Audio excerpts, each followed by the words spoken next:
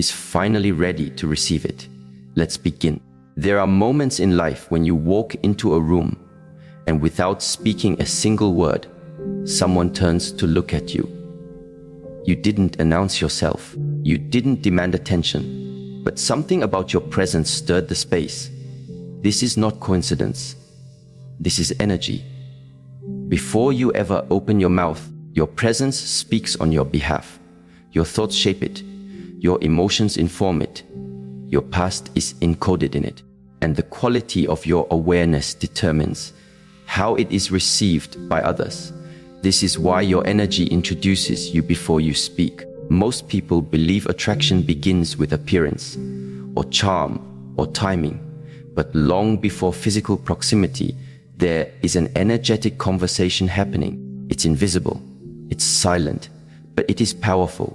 The human nervous system is deeply attuned to safety, harmony, and resonance.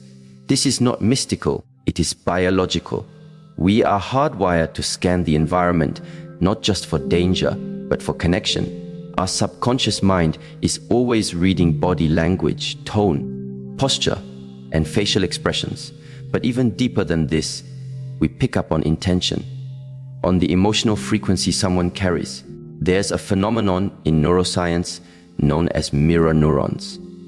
These are specialized brain cells that reflect the emotional states of those around us. When someone walks into a space with grounded, calm energy, others begin to mirror that state. Not because of manipulation, but because of resonance. Just as a tuning fork causes another tuning fork to vibrate at the same frequency, a person who lives in inner coherence naturally influences those around them. They don't chase connection. They become the space where connection arises. Now consider what this means for love, for soul, level, connection. If your energy is constantly in motion, if your mind is scattered, your emotions unresolved, your breath shallow, then the signal you send to the world is also chaotic. Others may sense your presence, but they will experience a kind of static, a confusion that makes it difficult to know who you truly are. And more importantly, they will feel that even you are not anchored in yourself. In this state, it becomes easy to attract what is not meant for you. People who are not aligned with your essence, but with your unconscious fears. But when you begin to cultivate internal stillness, everything changes.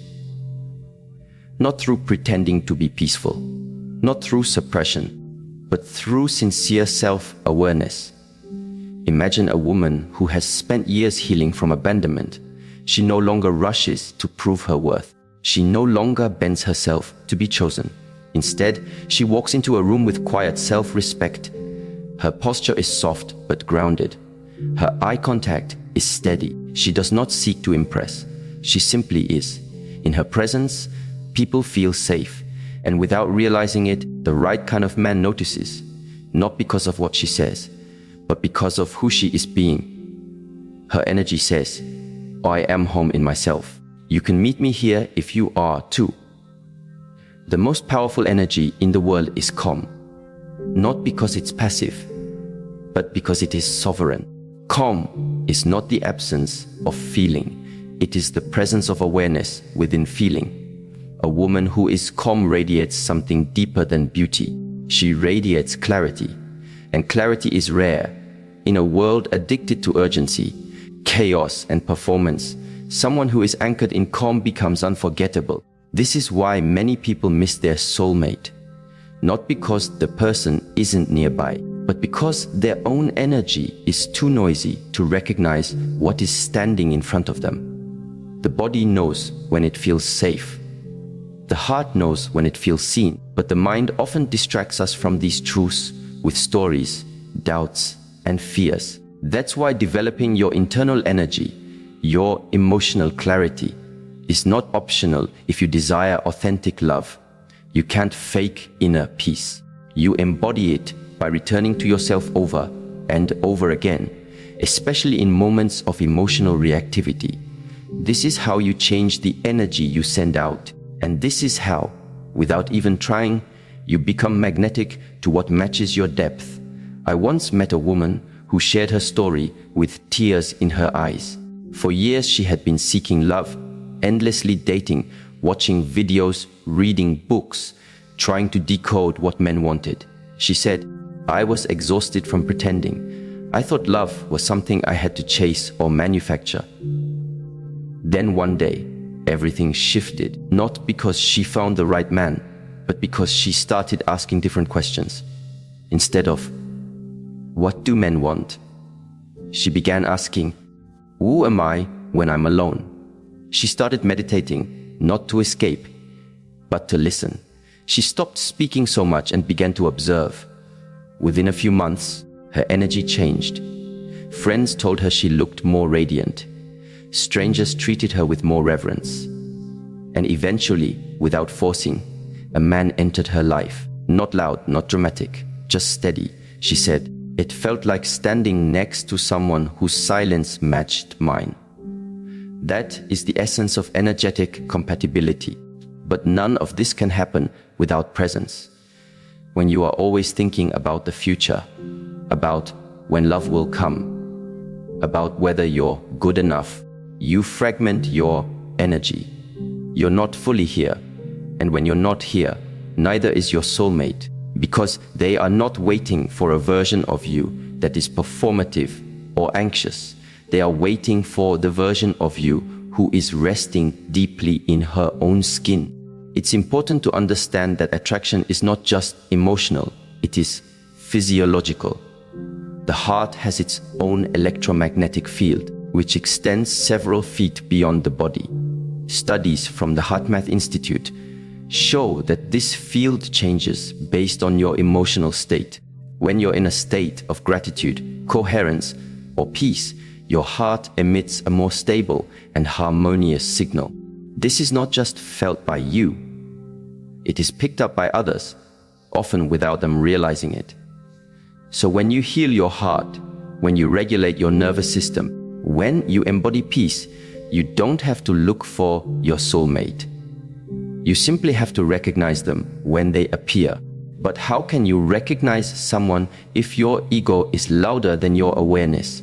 This leads us into something even more subtle. The soulmate, the one who is aligned with your soul, does not arrive through noise. They arrive through stillness. And stillness is only accessible when the ego is quiet. The ego, you see, is not evil. It's simply protective. It wants certainty, validation, control. It whispers, "If you're not chosen, you're not enough." And so, we enter relationships from a place of proving, performing, pleasing. But the soul has no interest in proving. The soul wants to connect from wholeness, not from deficiency. When the ego dominates, we are drawn to what excites us, not what nourishes us. We confuse intensity with intimacy. We romanticize anxiety. We mistake the chaos in our body for passion. And then, when the dust settles, we feel empty again. But when the ego becomes quiet, when we no longer seek love to escape ourselves, something miraculous happens. The heart begins to recognize what the eyes could never see.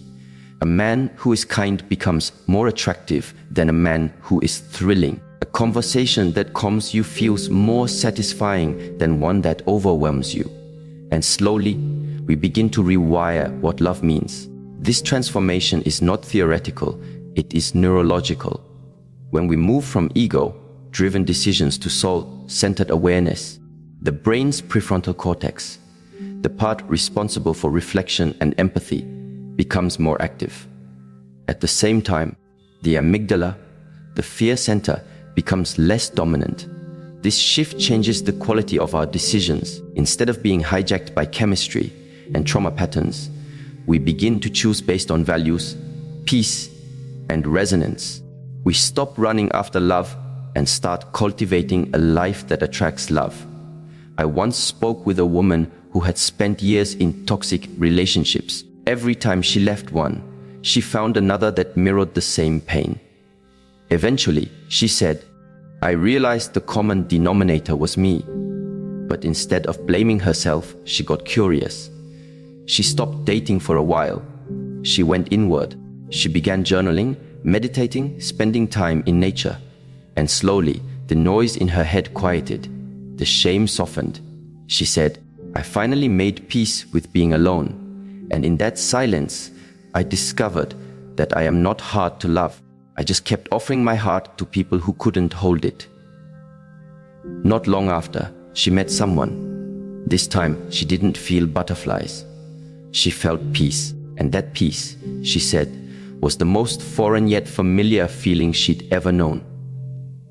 This is how the soul recognizes what is true. Not through excitement, but through calm recognition. The ego wants something to fix. The soul wants someone to meet. And when your ego is no longer driving, you begin to see clearly. You see red flags for what they are. You see compatibility beyond surface traits. You see that love doesn't always begin with lightning. It often begins with silence, with presence, with a sense of being deeply seen without needing to explain yourself. When your ego is silent, your intuition grows louder. And your intuition is not dramatic. It doesn't scream. It gently whispers, "This feels true." And that whisper is what leads you to your soulmate. Not in grand declarations, but in ordinary moments that feel sacred. A shared laugh, a long walk, a conversation where you don't have to wear a mask. These are the signals the soul listens for. But you can only hear them when you're quiet enough inside. So if you are waiting for love, the question is not, where is he? The question is, what in me is still loud? Is it fear? Is it doubt? Is it the need to be chosen? These are not flaws. These are invitations. Because every moment of stillness you create becomes a meeting place for you, for your peace, and eventually for the one who recognizes your soul not by what you do, but by who you are when you stop trying. And so, the path is not to chase love. It is to quiet the noise within, to calm your body, to clear your mind, to create space. Because when you become the space where peace lives, love will recognize you. Not because of effort, but because of energy. And that is how God begins to introduce you to your soulmate, without you even realizing. There is a kind of silence that doesn't signal absence, but transformation. Many women misinterpret the pauses in their lives, the seasons of stillness, the spaces between love, as evidence that something is wrong. They think nothing is happening. They feel abandoned by fate, overlooked by the divine, or punished by timing. But what if silence is not rejection? What if it's refinement? What if delay is the way life protects you from engaging with love before you are prepared to honor it? Delay is not denial. When something does not arrive on your timeline, it doesn't mean it has been denied to you. It may simply mean it has been delayed to develop you. There is wisdom in the wait.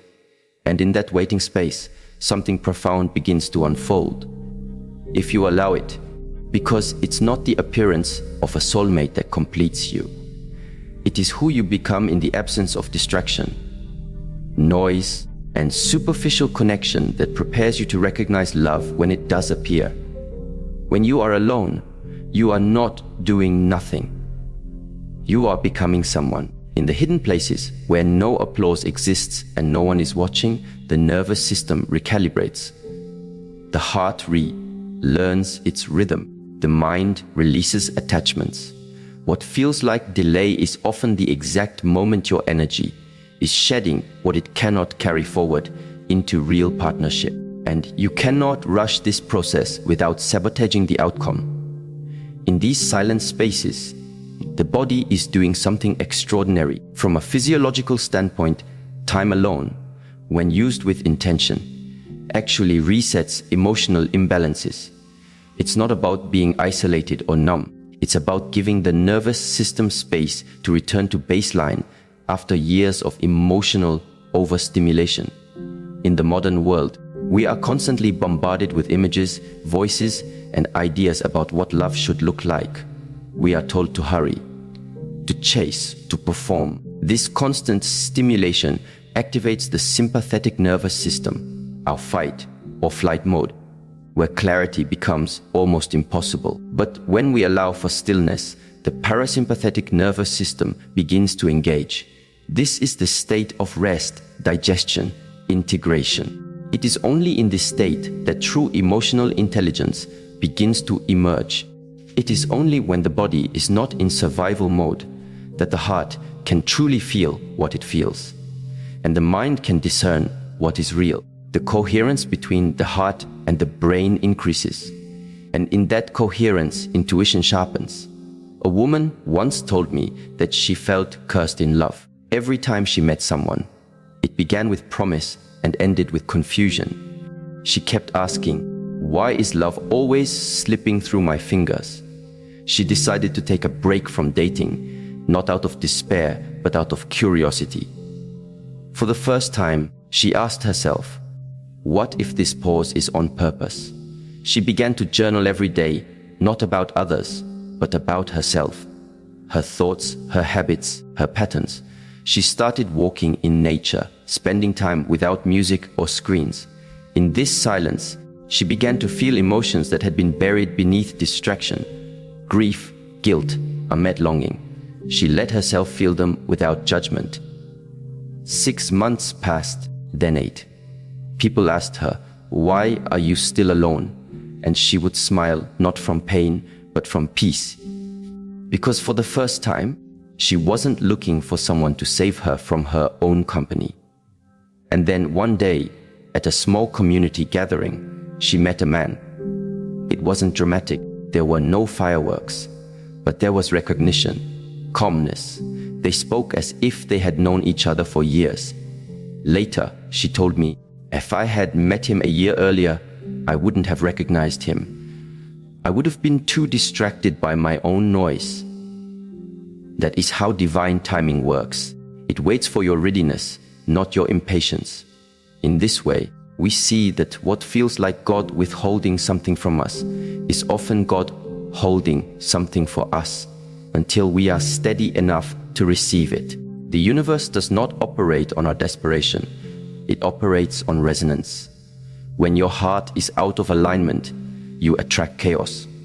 But when your heart is calm, aligned, and open, not from lack, but from clarity, you begin to notice people and possibilities that were invisible before. It's like standing in a foggy forest. At first, everything seems hidden, but as the mist begins to lift, trees emerge, paths become clear. You realize that the forest didn't change. You did. Your ability to see improved. And so it is with love. The soulmate may not be far, but if your vision is clouded by urgency, by fear, by unprocessed pain, you will miss them. This is why the delay matters. In the delay, you are not just learning patience. You are developing discernment. You are not only waiting for someone to arrive. You are becoming the woman who recognizes what is real, not what is familiar. And this discernment brings us to something even more foundational: emotional discipline. Without emotional discipline, love becomes a storm of reactivity. You meet someone, you feel the pull, you get attached, you ignore red flags, you spiral. Then you feel abandoned, not realizing you abandoned yourself the moment you stopped listening to your own center. Emotional discipline is not about suppression. It is not about controlling your feelings or pretending to be unaffected. It is about regulating your inner state so that your emotions serve your truth rather than sabotage it. A regulated woman is not a numb woman. She is a woman who knows how to hold her own waves without drowning in them. There's a belief that passion has to be wild and overwhelming. But real passion doesn't destroy you. It deepens you. And only emotionally disciplined people can experience depth without chaos.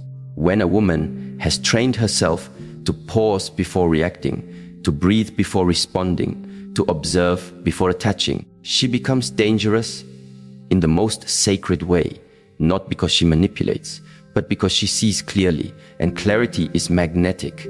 From a psychological lens, this is the difference between a trauma bond and a secure connection. Trauma bonds thrive on highs and lows on emotional addiction, on the chase. Secure connections feel boring at first to those who are used to emotional volatility. But emotional maturity allows you to rewire your nervous system to feel safe in peace, rather than addicted to anxiety. I met a woman who had just come out of a long relationship.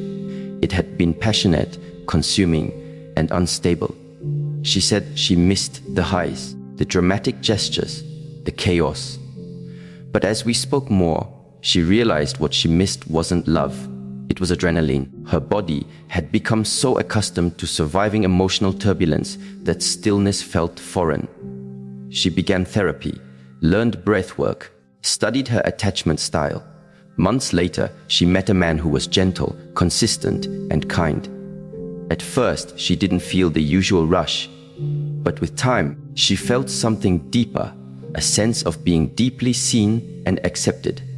That was the first time. She said she felt safe enough to be fully herself. That's the power of emotional discipline. It allows you to tell the difference between love and wounding, between presence and performance, between desire and dysfunction. And this discipline is not just personal, it's physiological. When you experience emotional regulation, your vagus nerve becomes more active. This nerve connects the brain to the body, and when stimulated through breath, meditation, or stillness, it calms your heart rate, reduces inflammation, and promotes relaxation. A calm body leads to a clear mind, and a clear mind makes wise relational choices. It is no coincidence that many women who lack emotional discipline find themselves in repeated cycles of emotional abandonment. It's not because they are broken, it's because their nervous system has been trained to confuse intensity with intimacy. But once that system is retrained, once calm becomes familiar, the entire landscape of love changes. A woman who is emotionally disciplined does not chase. She chooses. She does not argue with reality. She adjusts to truth. She does not beg for crumbs. She blesses the table she has set for herself and invites only those who know how to eat with reverence. This is not arrogance. This is self-respect, and it can only be built in the moments no one sees. When you sit with your anger instead of lashing out, when you name your needs without apologizing, when you say no without guilt, when you walk away from what disrespects your peace. These are the practices that build emotional muscle, and these are the muscles that sustain love, not just ignite it. In relationships, attraction is easy, but sustainability is earned. It is not enough to meet someone who looks right. You must be able to meet someone who feels right to your regulated system. And for that, you must first regulate yourself. One woman shared her experience after learning this. She said, "I used to think love meant losing myself in someone. Now I know love is about finding someone I don't have to lose myself for." That shift only happened when she began prioritizing her emotional maturity over her emotional urgency. She began journaling her triggers instead of texting during them. She began sitting in silence after conflict instead of trying to force resolution. She began honoring her own space as sacred, not empty. And with time, her energy changed. Her choices changed, and the people drawn to her began to reflect her newfound self-respect. So often we think love will save us from ourselves. But the truth is, love can only meet us where we are. If you are emotionally reactive, love becomes turbulent. If you are emotionally anchored, love becomes grounded. You cannot attract what you have not embodied. You can only meet someone as deeply as you have met yourself. That is why emotional discipline is not a punishment. It is preparation, not for a life of solitude, but for a love that does not unravel you. A love that reflects your wholeness, not your wounds. A love that, when it arrives, finds you already standing, calm, clear, and ready. There is a quiet wisdom that reveals itself only in the absence of striving. In the moments when you stop forcing, stop chasing, stop performing, something essential begins to return to you. Something that had been buried beneath years of urgency, expectation, and external noise. That something is alignment. And alignment is not loud. It does not beg. It does not demand. It does not announce itself through chaos. Instead, it arrives in stillness, in the clarity of a heart that no longer rushes, in the breath of a woman who has finally remembered that she is not behind, not late, and not lacking. There is a reason why some of the most transformative moments in our lives feel unremarkable at first, because true shifts don't always come with fireworks. Sometimes they come as a soft yes within the body, a calm exhale, a subtle knowing that something inside you has finally come into place. And this is where love often begins, not in performance, but in presence, not in proving, but in being, not in force, but in flow. When people ask how they know they've met the right person, they often expect to hear about sparks, butterflies, or immediate certainty. But the truth is that many soul-aligned connections arrive quietly. They don't overwhelm the senses. They anchor the nervous system. They don't sweep you off your feet.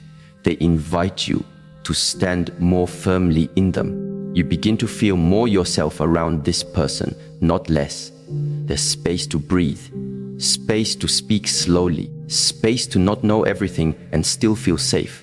This feeling is not coincidence. It is a reflection of internal alignment, and internal alignment does not happen by accident. It is the natural consequence of slowing down, tuning in, and choosing to live in a way that honors your own center. So many women move through life trying to align with others. They shift their tone, adjust their boundaries, suppress their truth, not because they are weak, but because they have been taught that love is something to earn. And in the pursuit of being loved, they abandon themselves again and again. But real love, the kind that nourishes your soul instead of draining it, does not ask you to leave yourself behind. It meets you where you are, but only when you have the courage to be there fully.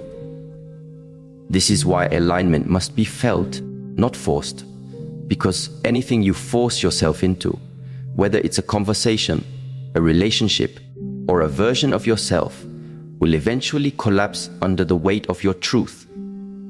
In psychology, there's a concept called cognitive dissonance.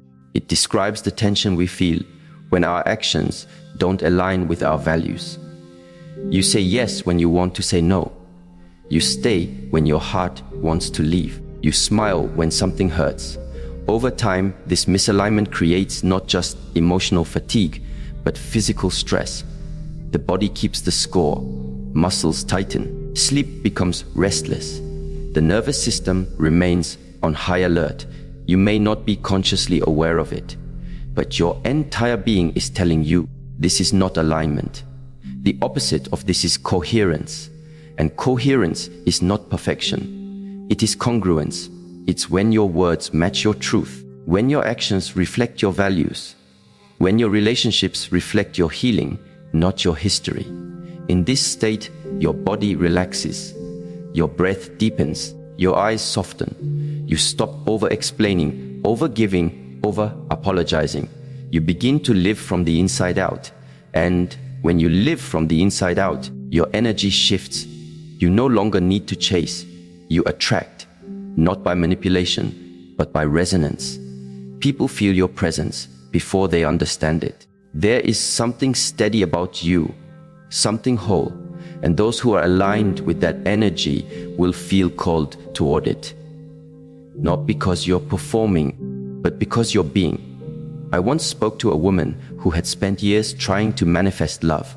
She had vision boards, affirmations, books, and rituals. But despite all her effort, the love she attracted always felt heavy.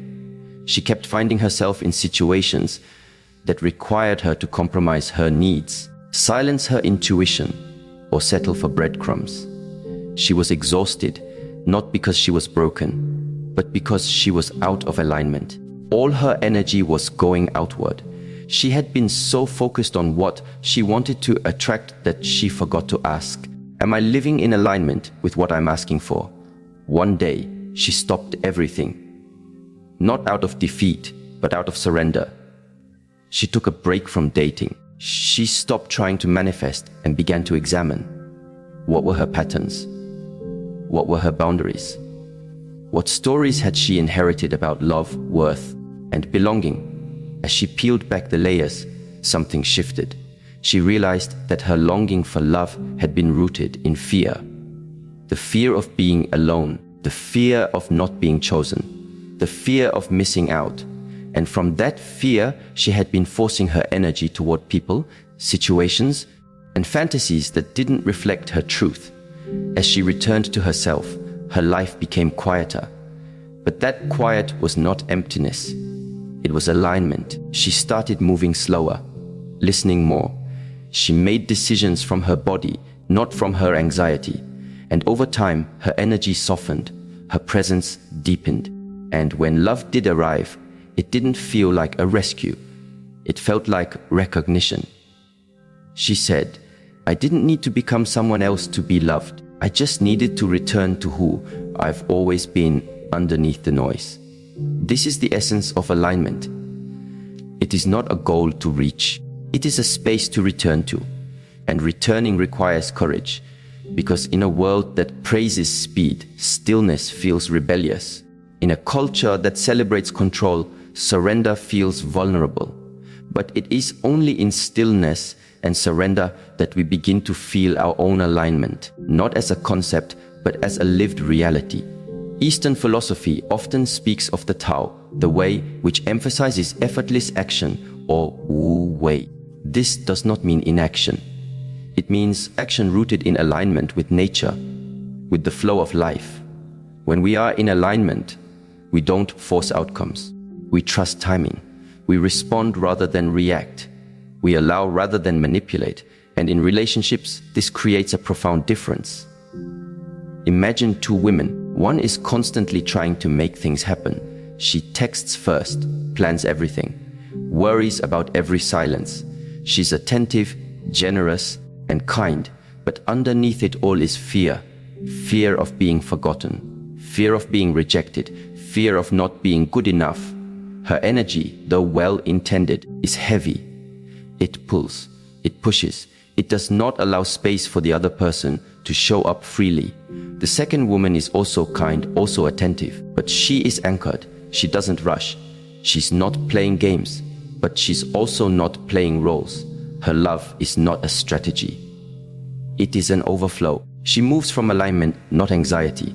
Her energy feels spacious, inviting, safe, and because of this, she draws people toward her, not out of need, but out of resonance. These two women may appear similar on the surface, but the difference lies in their alignment. One is acting from fear, the other from truth, and the body knows the difference. The nervous system of another person will sense whether your presence is peaceful or performative, whether your invitation is sincere or self-sacrificial. And in this way, alignment becomes the most powerful form of communication you have, far more impactful than words or appearance. There's a quote that says, "What you seek is seeking you." But this only becomes real when you stop forcing what is not meant for you. Because what is aligned will not confuse you. It will not manipulate you. It will not require you to abandon yourself. It may challenge you. It may stretch you. But it will also honor your truth. This is where patience becomes sacred. Because when you are in alignment, you no longer need to rush. You begin to understand that the right connection, the one that matches your energy and your evolution, cannot be chased into being. It must be allowed, and allowing requires trust.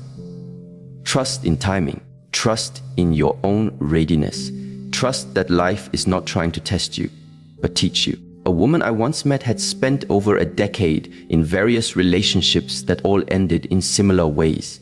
She always gave more. She always adjusted. She always ended up alone. She started to believe that maybe lasting love just wasn't for her. But then something unexpected happened. She stopped seeking. She didn't close off. She didn't give up. She simply let go of the need to control the journey. She focused on alignment. What did she want her life to feel like? Who was she when no one else was around? What nourished her soul? She began to live in that space. Slowly, intentionally. And in that space, something inside her softened. She stopped analyzing every conversation. She stopped accepting half presents. She stopped begging for crumbs. And when love arrived again, she didn't question it. Not because it was perfect, but because it aligned. She said, I felt like I had finally come home to myself. And from that place, I could finally invite someone in. This is the quiet miracle of alignment. It does not demand, it allows. It does not confuse, it clarifies. It does not rush, it trusts. And in trusting, it creates space for something deeper than excitement. It creates space for peace. Peace is not the absence of problems. It is the presence of self. When you are anchored in who you are, love does not destabilize you. It amplifies you. It reveals you. It grows you. But only when it is aligned, only when it arises from the soil of your own clarity. So the invitation is simple, not easy, but simple. Stop forcing. Stop rushing. Begin listening, not to the noise of the world, but to the whisper within you that already knows what feels true. That whisper is your compass. And when you follow it, not only does your life begin to align, but so does love. Not because you chased it, but because you became the space in which it could finally land. Before something sacred enters your life, life will often test your capacity to receive it. You may not see it that way at first. You may interpret these experiences as setbacks, heartbreaks, or unnecessary complications. But what if every so-called failure in love wasn't a failure at all, but a mirror? A reflection not of who others are, but of what within you still remains unconscious, unresolved, or unhealed. Before love arrives with depth and truth, illusions must fall away, and the falling away can feel like loss, but it is actually preparation. The universe does not test you to punish you. It reveals you to yourself. It shows you where you still negotiate your worth. It brings people into your life who trigger your wounds, not because those people are your destiny, but because your destiny requires that you see yourself clearly. There's a kind of love that will awaken your awareness by showing you the parts of yourself you've hidden, ignored, or denied. It may come as chaos. It may come as longing.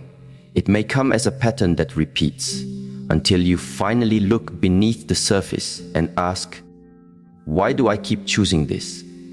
This moment, when the questions become louder than the story, is the beginning of transformation. Not the kind of transformation that comes through books or advice, but the kind that emerges through direct experience. Because nothing teaches more powerfully than lived pain. And when you stop running from it, when you sit with it, feel it, breathe through it, you begin to unravel the parts of yourself that have been surviving love rather than receiving it. A woman once shared that she had been in 3 long-term relationships, each one ending with betrayal. She began to believe that all men were untrustworthy.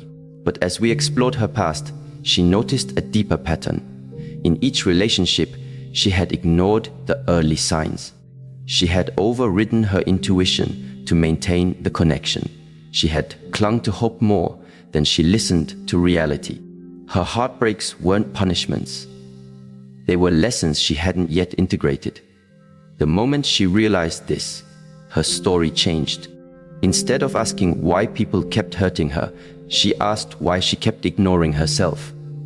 This is how life teaches, not through avoidance, but through reflection.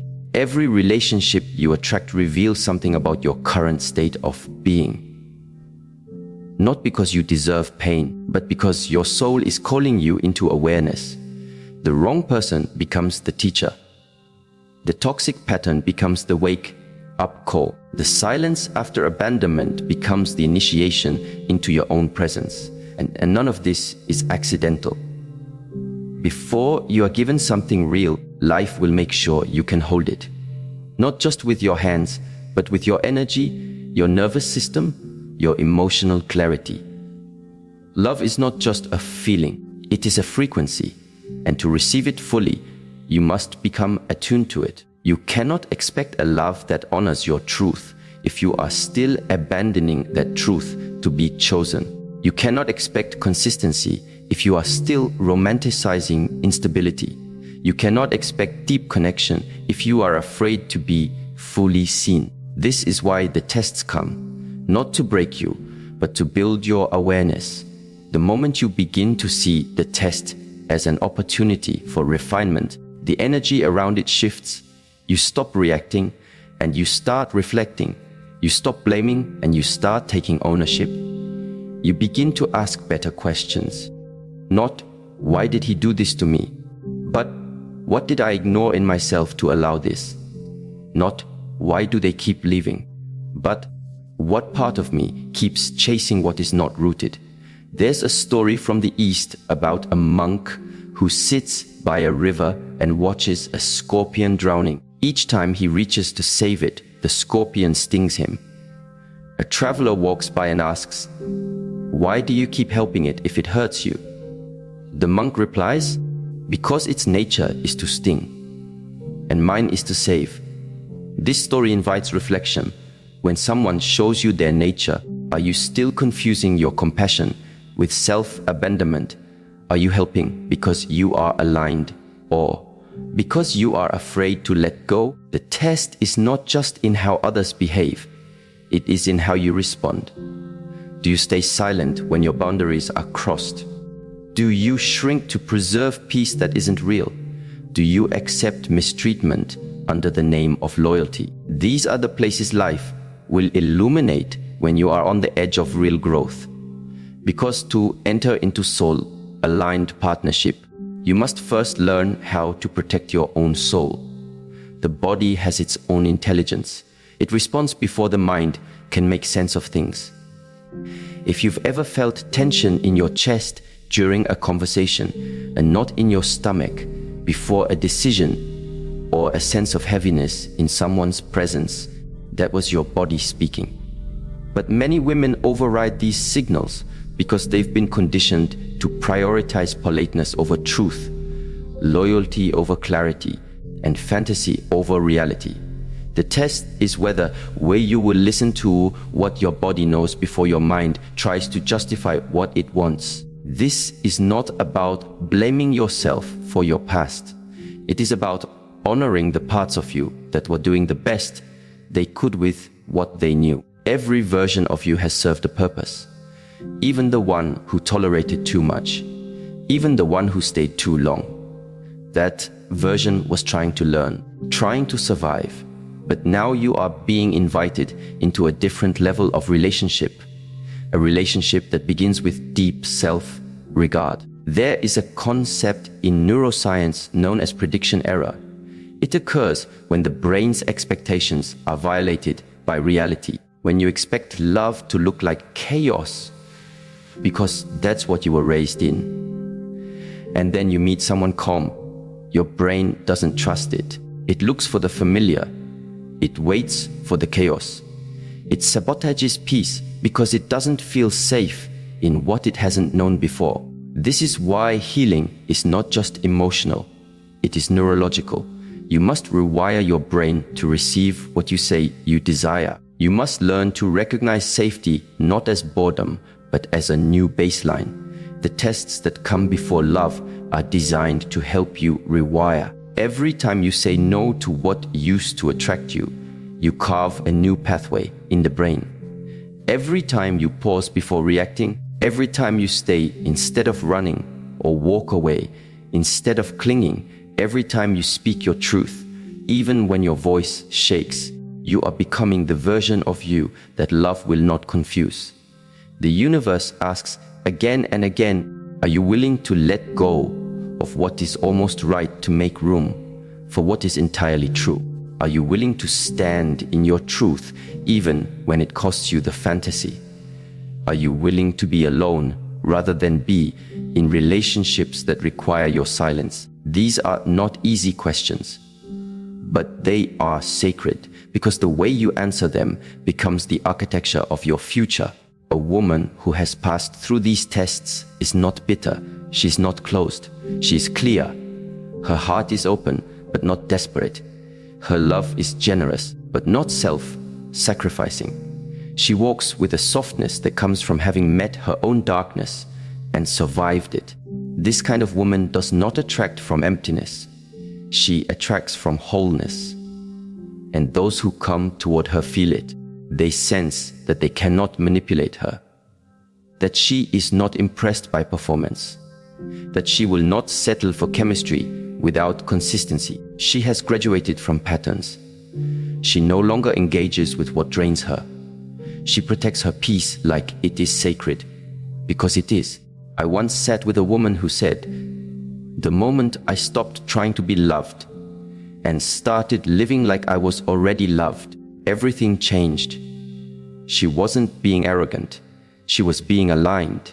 She had learned that love was not something to find, but something to embody. And from that embodiment, her standards changed, not in a way that made her rigid, but in a way that made her rooted. She no longer entertained men who were unavailable, inconsistent, or vague. Not because she was judging them, but because she was honoring herself. This is what the tests prepare you for, not just for love, but for discernment, for clarity, for sovereignty.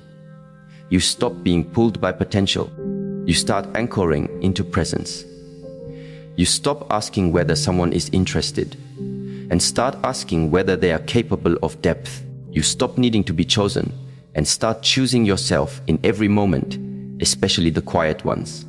Love, when it finally arrives, may feel unfamiliar, not because it is wrong, but because it is no longer mirroring your unhealed parts. It does not trigger your survival responses. It does not make you chase. It does not confuse. It offers a new rhythm, a steadiness, a safety, a silence in which you are not just heard, but deeply known. And you will know that you are ready because you no longer mistake peace for absence. You welcome it. You cherish it. You trust it. The drama that once excited you now exhausts you. The instability that once seduced you now repels you. The performance that once impressed you now feels hollow. You realize that the greatest test was never about the other person. It was about you. About whether you would return to yourself. About whether you would honor the knowing within you more than the stories around you. About whether you could hold yourself through the loneliness, through the longing, through the lessons, until what was real could finally find you. Not because you were searching, but because you had become the place where it could land. And in that moment, when your soul is calm and your heart is clear, love does not feel like a rescue. It feels like a return, not to someone else, but to yourself. The tests fall away. The noise quiets. And you realize that love was never late. It was waiting for you to become who you truly are. Love does not arrive to complete you. It appears when you have remembered how to return to yourself. Every moment of silence, every delay, every detour was not evidence that you were forgotten, but that you were being gently guided toward deeper awareness, emotional maturity, and true alignment. The path to your soulmate is not paved with desperation, but with devotion to your own inner clarity. You are not here to chase what is fleeting. You are here to embody what is true. The tests were not punishments. They were invitations to rise, to see, to feel, to choose differently. Each person who could not meet you only mirrored the parts of you still longing to meet yourself. And once you answered that longing with presence instead of panic, your energy shifted, your patterns softened, your heart opened. Not with urgency, but with trust. Now you know love does not rush, because what is sacred is never in a hurry.